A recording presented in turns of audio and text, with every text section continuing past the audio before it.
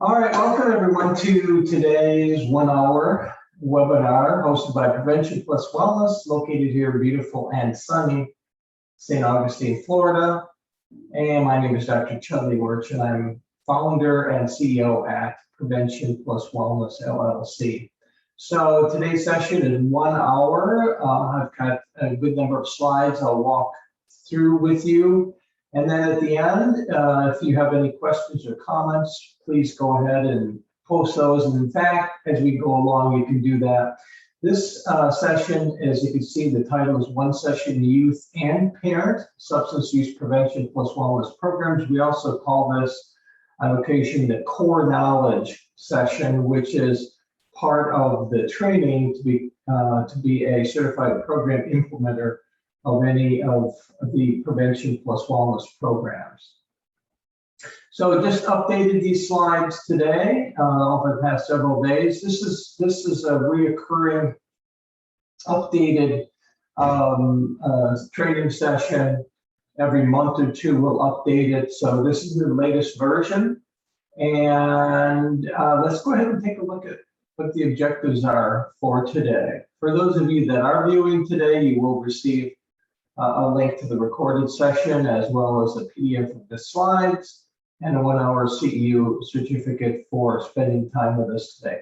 So you can see the objectives for today's session: explore the need for addressing both the chronic disease risk factors among young people, which are even more prevalent than the substance use risk factors, but addressing both within a single intervention is what we'll be making the case for today. Secondly, we're going to go over the very unique characteristics of Prevention Plus Wellness programs, these brief integrated programs, these programs that connect substance use prevention with the promotion of protective wellness behaviors.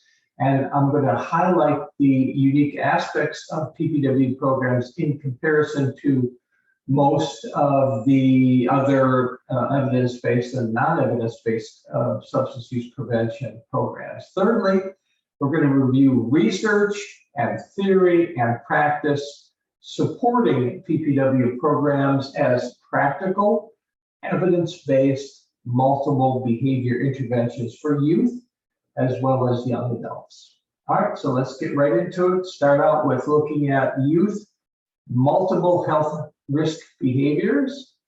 And this is a common slide that we show. We can see in the top, it's the percentage of ever using these substances. This is data from the Youth Risk Behavior Survey data, high school students across the nation. And you can see very quickly that the most commonly used, or the substance that's used by the most high school students in the United States is alcohol, used by 6 out of 10. High school students, that's followed by vaping e-cigarettes, with half of U.S. high school adolescents having vaped. Over a third have tried marijuana, cannabis.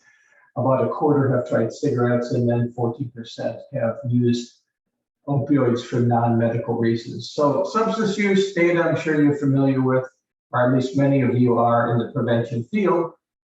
And now let's take a look at these risk factors known to be associated with the development of chronic diseases over time. These risk factors are even, as I said earlier, more prevalent among youth in the United States. And these risk factors develop into and can develop into diseases such as heart disease, diabetes, stroke, obesity, etc. So you can see here, starting in the top, about 3 out of 4 youth are not getting at least 8 hours of sleep every night. And some need 9 to 10 hours, so that's an amazing figure.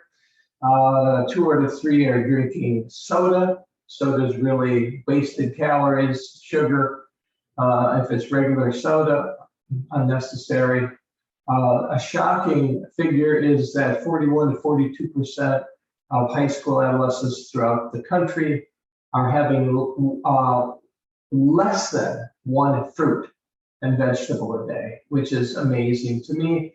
The recommended amount is 5 to 7 fruits and vegetables a day, so critical to functioning and development, and yet so few youth are eating fruits and vegetables. Only a third ate breakfast every day of the week. Less than a quarter are physically active, and quite a few are playing video games and online a lot. So these are chronic disease risks. These are going on at the same time within individuals and groups of youth at the same time as the substance use risk. We know this in particular because of this longitudinal study, which looked at multiple health risk behaviors among adolescents, high school adolescents. And this was published in 2016. And this study found only 4.2% of all adolescents met all 8 health behavior guidelines that were studied. And yet over 10% had 5 or more health risk behaviors at the age of just 16. So you could assume that that will increase. So 5 simultaneous risk factors for health problems. This study also found that not eating fruit and vegetables and breakfast, being overweight or obese, being physically inactive, and smoking predicted other risk behaviors. So these researchers suggested and concluded that prevention targeting multiple risk behaviors within single interventions is definitely needed. Another way to look at this is to look at what research shows are the benefits of a healthy lifestyle. Healthy lifestyle being defined as getting plenty of physical activity, eating largely nutritious meals, and getting plenty of sleep. And we could see this kind of a lifestyle is associated with, according to research, less depression, anxiety, and unsafe sex, and also less alcohol, tobacco, and illicit drug use. So you can see the protective factors of a healthy lifestyle in terms of substance use, mental health, and even unsafe sex. Also, a healthy lifestyle is associated with a physical and mental health, improved physical and mental health, and self-reporting quality of life, more positive self-image and self-esteem, self-regulation, confidence and skills, greater brain development and cognitive functioning, more opportunity to socialize and make friends. Of course, much is made about the importance of healthy lifestyle and success in school, greater academic success. And this is measured by less suspensions, greater school attendance, less dropouts, and more likelihood to attend and complete a college degree. And then lastly, as I had already mentioned, these behaviors, physical activity, or the other side, physical inactivity, nutrition, sleep, stress control, all of these are associated with, over time, less heart disease and diabetes, as well as cancer, stroke, obesity, and even osteoporosis. So healthy lifestyle has lots of benefits to it. That's why we developed this integrated, interconnected model for promoting youth overall well-being or wellness. So it's a simple model. We can look at the left side of the model. You've got the blue ball there is substance use prevention. Directly below it is healthy behavior promotion. And we believe that by connecting these two, by addressing substance use prevention and by promoting healthy behaviors within single interventions will, and we just saw some of the literature, will increase and improve both mental and physical health, or physical and mental health. That's the big red ball there. And by improving physical and mental health of young people, that will also increase the effectiveness of substance use prevention and health behavior promotion. So it's a connected, interconnected model, and it is an integrated model, integrating again substance use prevention with health behavior promotion. There is some research showing the efficacy of multiple risk behavior interventions. The first study, the first bullet there was a review of a number of interventions that showed that young people, adolescents, are likely to reduce substance use if they are given one-time multi-health behavior consultations and group sessions. Let me restate it so it makes a little bit more sense. One-time multi-health consultations as well as group sessions were associated with decreased adolescent substance use. So that was a review of studies. And there was another study looking at the fact that universal school-based interventions that address multiple risk behaviors were found to be effective in preventing tobacco and alcohol and illicit drug use and antisocial behavior and improving physical activity. So these are both review studies.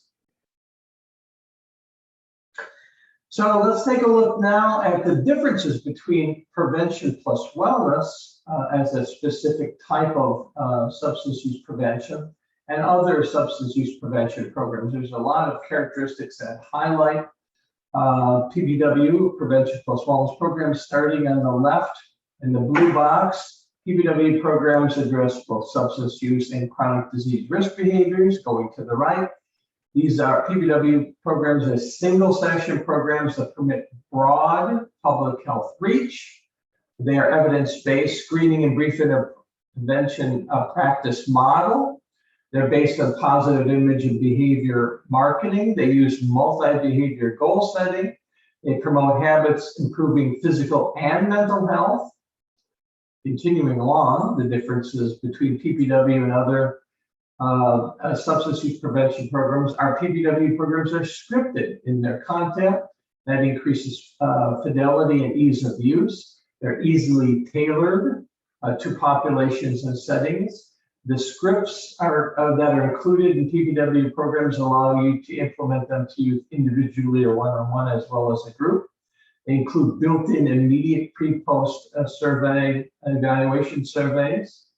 They include a program manual and a digital download of all reproducible materials, so it's a one-purchase type of a program, and it meets national health education standards. We'll look at all of these things in a little bit more depth right now, starting with the fact that PBW programs address both substance use risk as well as chronic disease risk.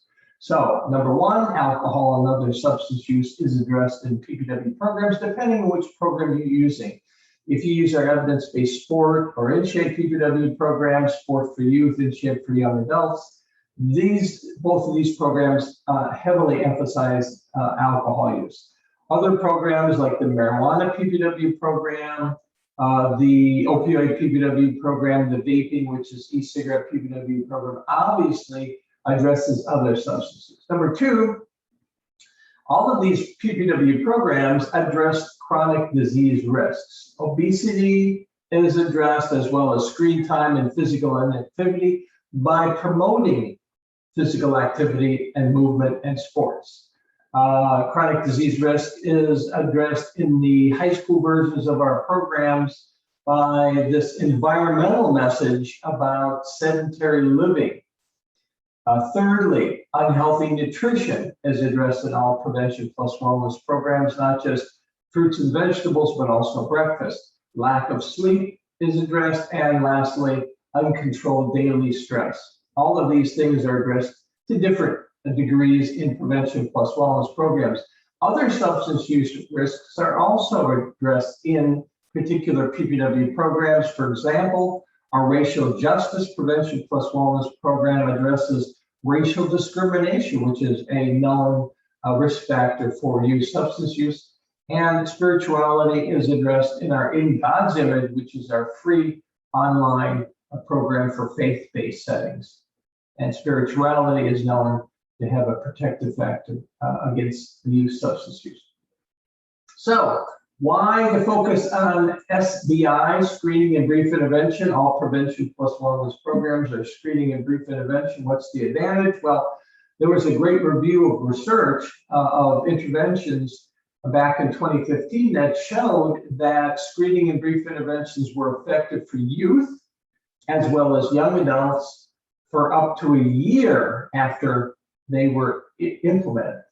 Secondly, our own research of prevention plus wellness programs showed on a couple of occasions, a couple of studies that we conducted, that a year after intervention, that the prevention plus wellness programs continue to have outcomes, positive outcomes, even though prevention plus wellness programs are a single session brief intervention. And then lastly, there's been a number of papers, in fact, many papers written, and one recently, 2016, that highlighted the benefits of screening and brief intervention for reaching a wide range of youth in diverse settings. Because of their brevity, you could really have a full public health outcome or reach among youth if you use screening and brief interventions for your prevention practice. Screening and brief interventions have been identified as evidence-based practice. So you got evidence-based programs. I think most people understand what that is. Programs that have been found to have evidence through quality research and then listed in evidence-based registries. But an evidence-based practice is broader. It's above evidence-based programs. And you can see these organizations and these agencies, both federally and internationally, that have highlighted screening and brief intervention as evidence-based practice. And the point is, all prevention plus wellness programs use a screening and brief intervention practice. So SAMHSA has identified its own particular model, SBIRT, screening, brief intervention, or referral to treatment, as evidence-based. The Centers for Disease Control and Prevention have identified alcohol screening and brief intervention. The World Health Organization has identified screening and brief intervention for substance use problems. And then AAA, which is the National Institute of Alcohol Abuse and Alcoholism, highlights alcohol screening and brief intervention for youth as evidence-based. And the American Academy of Pediatrics has identified substance use screening and brief intervention for youth as evidence-based practice.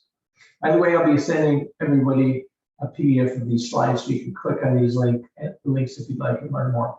Let's take a look at the evidence supporting prevention plus wellness programs as screening and brief intervention, or prevention plus wellness screening and brief interventions.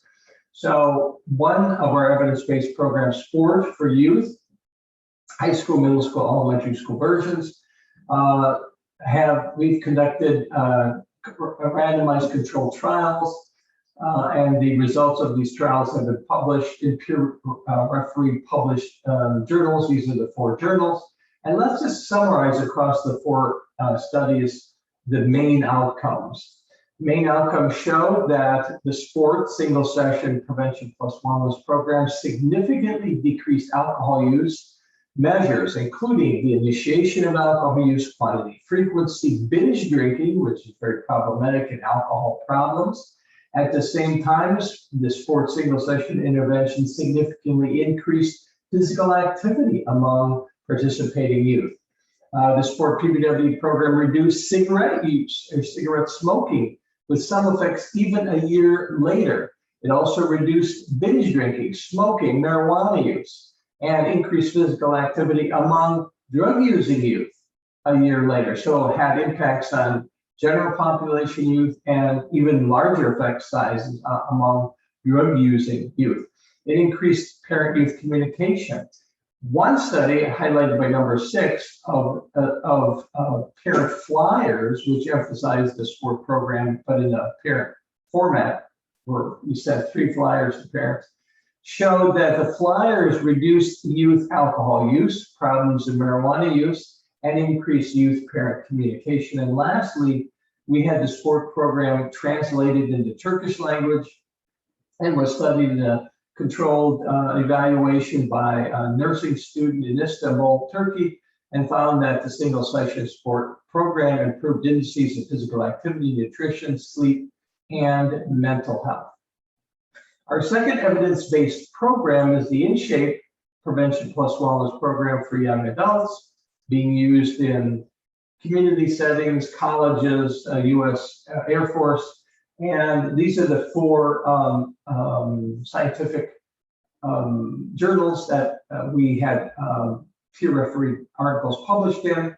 And here's an overview of the findings of the single session.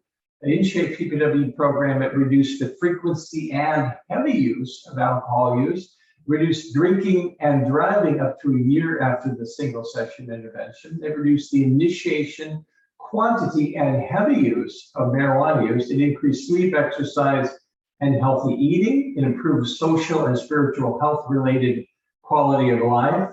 It reduced intentions to drink, smoke, and use marijuana after a computer lesson version of the program, and an improved body image satisfaction. Both of these evidence-based programs, the sport and the InShape Prevention Plus Wellness Screening and Brief Interventions, are listed on a whole host of evidence-based registries. You can see just some of them here. I like one of the ones I like the best is the Washington State Institute for Public Policy, because they actually do a cost-benefit analysis of prevention programs, including sport and InShape. So you can see a comparison of the cost savings of these brief interventions, sport and InShape, compared to other evidence-based prevention, substance use prevention programs. So let's just pause and conclude at this point. Screening and brief interventions are evidence-based practices for preventing and reducing alcohol and substance use and other risk behaviors associated with the physical and mental health of youth.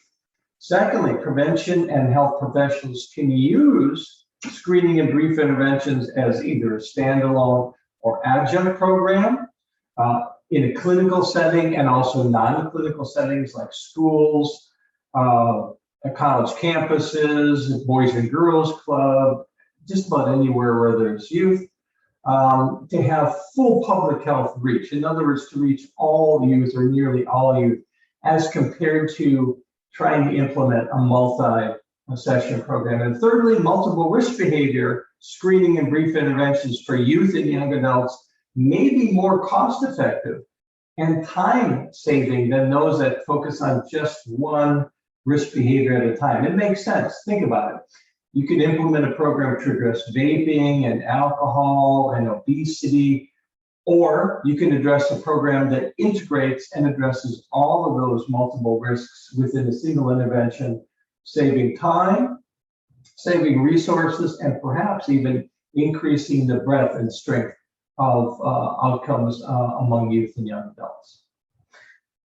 Now let's switch gears a little bit and take a look at theory. Let's take a look at the underlying conceptual model underpinning all prevention plus wellness screening and brief interventions, and that is the behavior image model. The BIM is a marketing-related conceptual roadmap for developing brief or non-brief programs that connect the prevention of substance use with the promotion of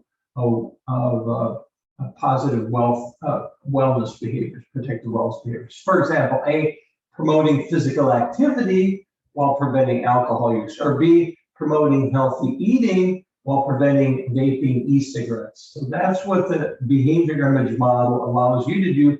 You can use the behavior image model to, just like we have, to actually develop your own program content in images. There's two main components to the behavior image model. The first is the assumption that what you can do is you can communicate positive, aspirational, peer, social, and future images of youth. And by doing that, that will increase their motivation to change diverse health behaviors. And then the second part is that by using multiple behavior goal setting, you can help youth to both initiate and then over time increase self-control of a behavioral action and behavioral change. So those are the two components. Let's look at it in another way, in a simplified logic model, starting with the top of blue block and then going down.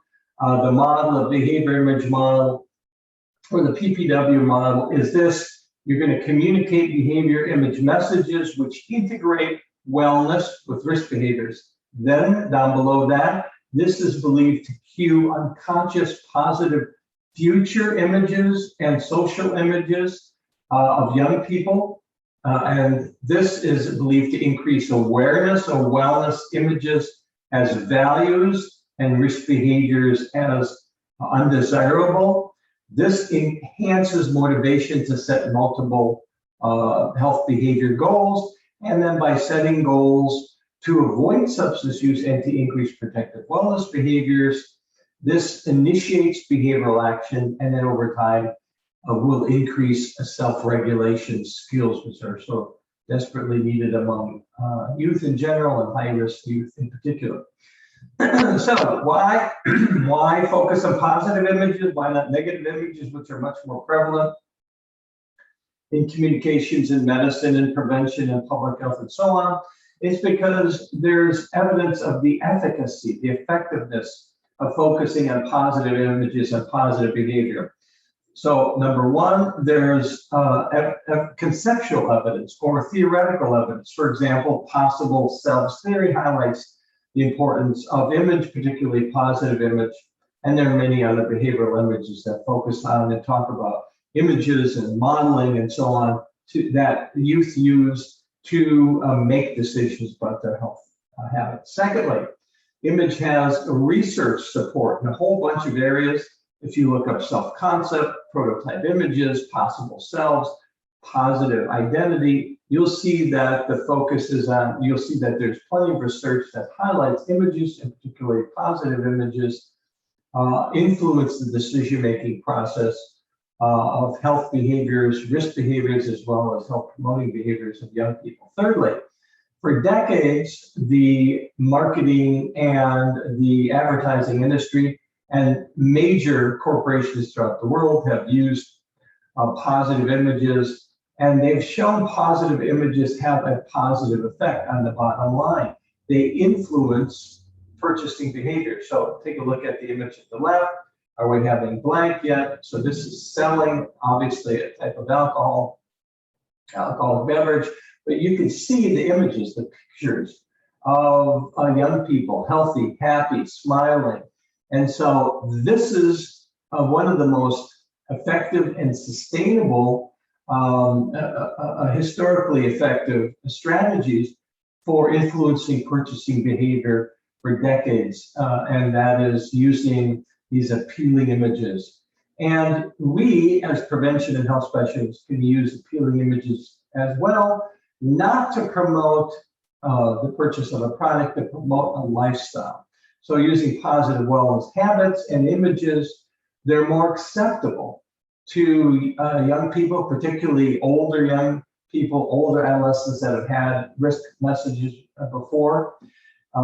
They're particularly appealing to parents, to communities, to organizations, to agencies, even the funding sources, because they like that positive focus on image and on healthy, happy behaviors for developing overall mental and physical health of young people.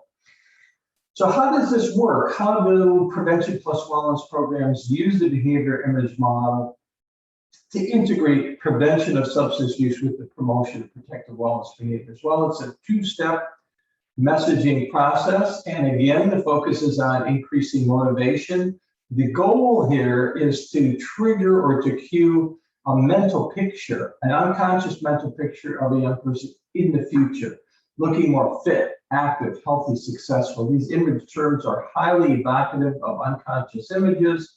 And so you use these image terms, and then you use representative pictures, like the picture to the right, where you want to have your youth see images of themselves or representations of themselves in terms of gender and ethnicity and activities and so on like that, but very positive images rather than negative images, which are so prevalent, particularly in online formats now. YouTube, for example, has hundreds of thousands of videos showing youth demonstrating how to use Juul and other types of vaping instruments. That's the kind of negative thing that is so prevalent. We're talking about positive, aspirational images that promote wellness and prevent substance use. So this two-step messaging process, how does it work?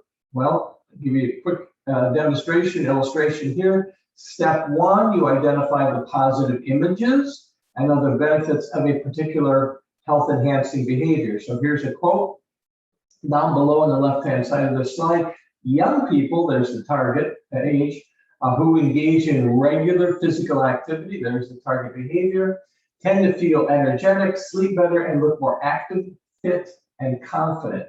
And the image terms are underlined there, and they're very powerful. And they cue unconscious images. Who doesn't want to be more energetic, active, fit, confident? We want that for ourselves. We want that for our kids. Kids want that for themselves. So this is a very motivational. And then there's even other benefits that were not underlined, that were not images. Sleep better. So you highlight the benefits, particularly the images associated with the wellness behavior, in this case, regular physical activity. That's step one. Step two is you link how one or more risk factors, particularly substance use, is a barrier or harms that behavior and achieving those outcomes. So for example, there's a quote below, marijuana use can reduce your energy level needed to participate in regular physical activity and achieve your fitness goals of being in shape, looking good, and feeling fit and active. So you're going to link in this case, marijuana as being harmful or counterproductive, and preventing exercising regularly and all the benefits and positive images that could come from physical activity. Again, that's the first part of the behavior image model, the positive images. The second part, the action piece. First part, again, motivation piece. Second part, action piece, is the goal setting. Here's some components of the goal setting that we included: PPW screening and brief interventions. Number one, we have youth pledge or select which of the types of substance use they choose to avoid, or we ask them to avoid. Secondly, to select the wellness behavior to increase among the ones that are targeted: physical activity, breakfast and nutrition, sleep, stress control. Setting a measurable and achievable goal is number three. Obtaining a co-signature increases motivation for change. Identifying a place to post goals helps with the planning. And then lastly, completing a 7-day behavior calendar log is important to keep that process going of not just setting goals, but monitoring them and achieving them and resetting goals in the future, short-term goals, 7-day goals. The PPW programs use scripted content. There's some real advantages to scripted content. It makes implementing your program easy. It lessens the amount of training you need to implement your program. It increases fidelity and reliability. It doesn't matter if I implement a PPW program or you or we do today or next week or next month or 5 years from now. If we use the script, it's the same program. And it allows you as a provider to even have people that don't have any specialized training and education to implement PPW programs. We have had, for example, high school students trained to implement prevention plus wellness programs to their younger high school or middle school age youth. Very possible and doable because of the scripting of the programs. Of course, with a script, you have to practice the script before implementing it. You need the script in your hand, and it takes a little bit of practice to get used to that script. So that's the pros, that's the cons of having a script. There's more pros than cons. We highlight the benefits of actually tailoring your prevention plus wellness program if you feel it's important. So the program, so in other words, unlike other evidence-based programs, we encourage tailoring when needed. You can tailor your PowerPoint images, and they can be replaced to better reflect your population in demographics, ethnicity, gender, whatever activities like outdoor activities in Montana versus more organized sports, for example. And the content can also be expanded. So we've had some providers add a little extra content on high caffeine drinks, add a slide on SMART goals, SMART goals. So all of that is possible. And we discussed tailoring of your slides for implementing your program during our 2-hour online program implementer training or our on-site program implementer training. Slides and other materials can also be co-branded. In other words, you can add your logo, you can add your colors. If you change any content, if you change any of the images and slides, we ask that you do send them to us for review and approval prior to implementing them, because we want to make sure that your model is intact, your conceptual model and your screening and brief intervention model. The scripts that you have in your program manual, you get a physical program manual, obviously, with Prevention Plus Wellness programs, for those of you that are implementing these, and you can implement your program following a script. You can implement the program to one youth at a time or to a group of youth in person or online very easily to toggle in between those because you have it all in your script and in your PowerPoint slides. So this allows great flexibility and improves feasibility of programs. And you could flip or toggle again back and forth between individual implementation, group implementation, in-person implementation, and online implementation if necessary. The individual script allows a little bit more tailoring of the messages to youth because you're tailoring feedback to them based on how they answered their screening survey questions. Research shows that tailoring can improve program efficacy. So we believe that the one-on-one implementation is probably the more efficacious. However, the group script really does improve efficacy, or excuse me, efficiency, because you're implementing it to 2 or more. So you can really implement this to many more youth in a group setting. It's more efficient that way. Both scripts are being used across the United States as universal prevention for all youth, as well as high-risk youth, substance-using youth, for example, and selective and indicated prevention in different settings, schools, Boys and Girls Club, juvenile justice, recreation, sports, clinical settings, etc. Prevention Plus Wellness programs have built-in pre and post-evaluation surveys. There's 2 versions of these surveys. There's an online version, and then there's a paper version of the pre and post-test. These are designed to allow immediate focused evaluation of your program, of your PPW lesson. So this may be one of perhaps the first time that you've ever had that type of a focused feedback where you could determine how your program is working for your youth as you implemented it. So it's very, very focused in that regard. And this includes 3 measures predictive of future behavior, because you're implementing your pretest immediately before your lesson and immediately after your lesson. You can't measure behavioral change. So we have risk protective factors you're actually measuring. And it also includes 2 qualitative measures. So you have both quantitative measures and qualitative measures. You have this mixed set of data to help really inform what you're doing. And that data is critical so that you can turn around and promote your program to other youth, to families, to organizations, to the community and funding agencies.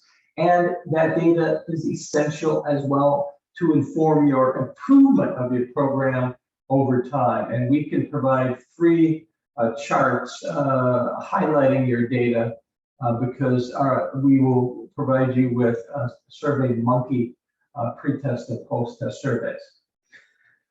One more slide on evaluation, measurement, and design I think is important. As I mentioned, you've got 3 risk protective factor measures that you'll be assessing before the lesson and after the lesson. These include behavioral intentions, which are the most highly predictive measure of future behavior, perceived harm or susceptibility. In other words, how harmful is alcohol use, how harmful is cannabis, and social norms. The social norms, particularly perceptions about percentages or how many of their peers are using substances. 5 five substance use measures are assessed in these pre-post surveys. So you're not measuring just one substance, you're measuring multiple substances.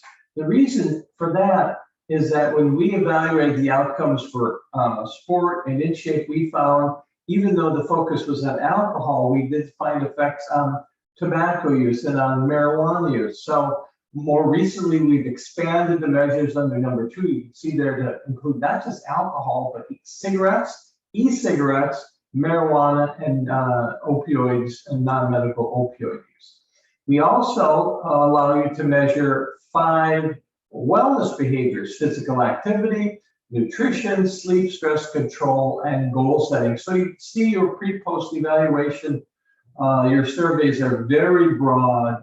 And that's very unique because you're assessing not just substance use, but multiple substance use and multiple health behaviors. Now, let's take a look at number 4. This is the recommended evaluation design now by all providers of Prevention Plus Wellness program. The first 0 is actually, it is an indicator of a pretest. The second 0 is a pretest.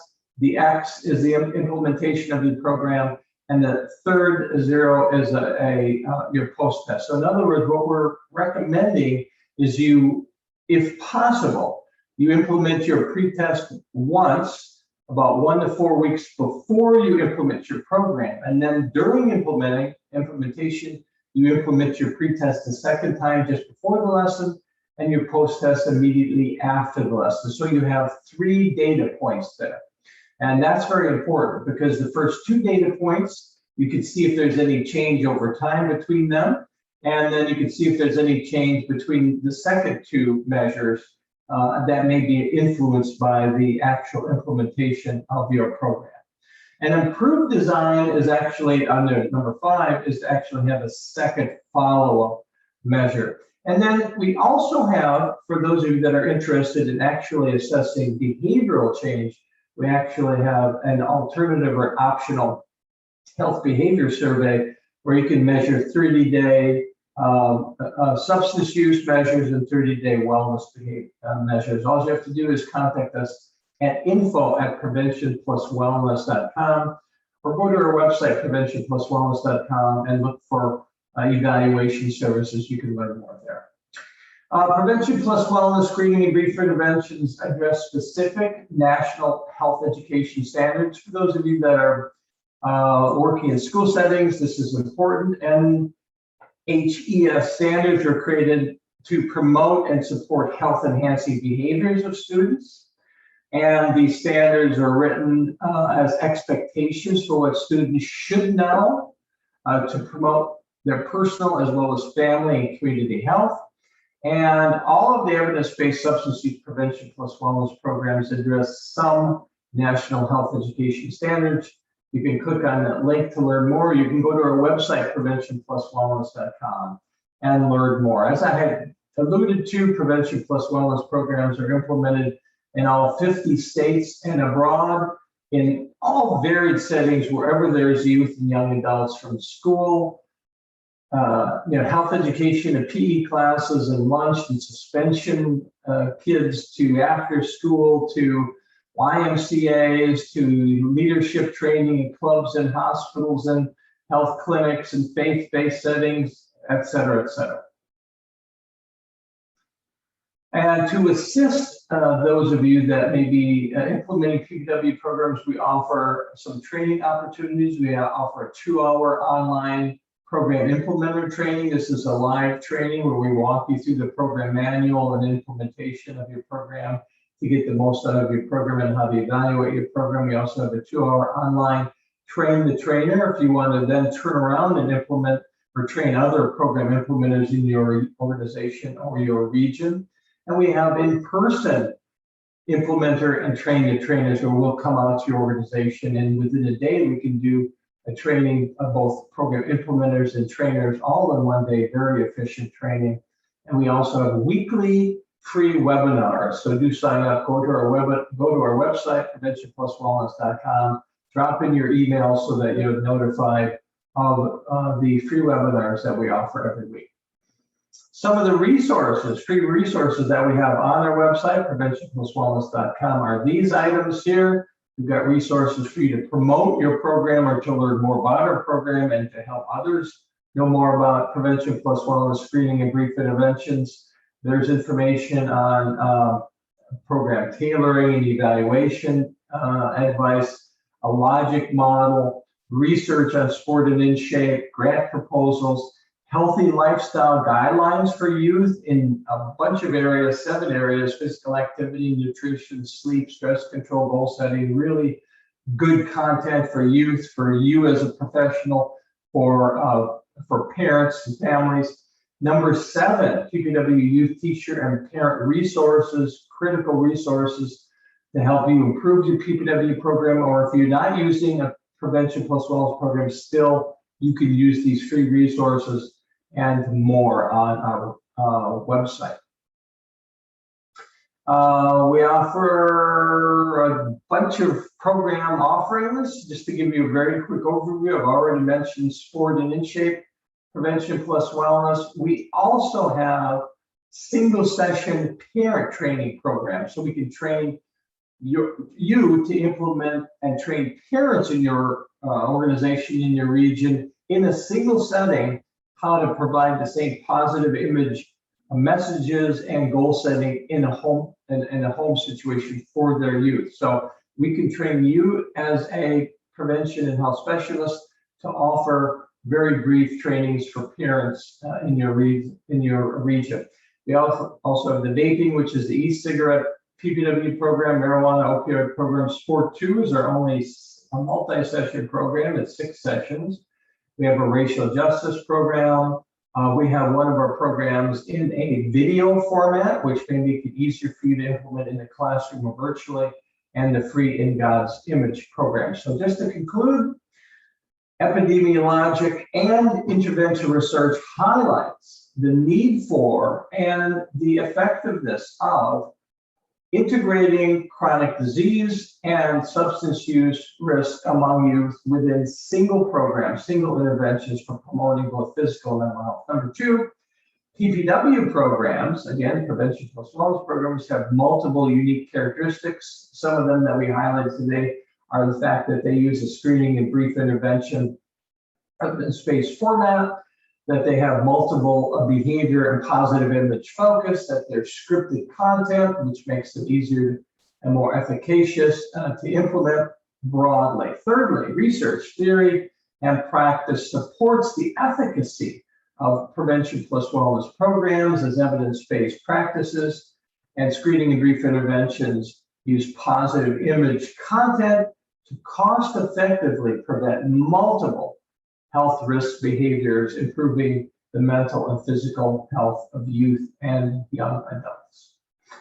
Here's our website. You can learn more at preventionpluswellness.com. There's a whole bunch of good content there.